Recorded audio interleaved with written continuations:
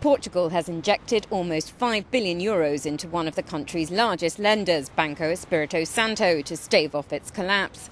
BES will also be divided in two, with the healthy businesses spun off into one entity to be called Novo Banco and the toxic assets hived off into a so-called bad bank.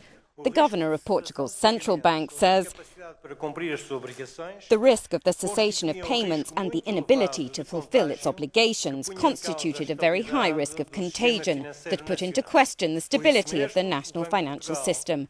The Bank of Portugal decided a measure of resolution, including the establishment of a new bank. The setback comes just months after Portugal exited its €78 billion bailout from the EU and the IMF. Euronews correspondent Patricia Cardoso reports from Lisbon.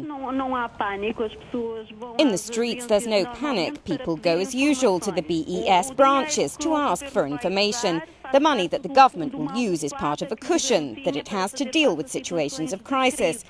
But the sum corresponds to 2.6% of Portuguese GDP, and this will trigger the deficit this year if it's not repaid by the end of the year.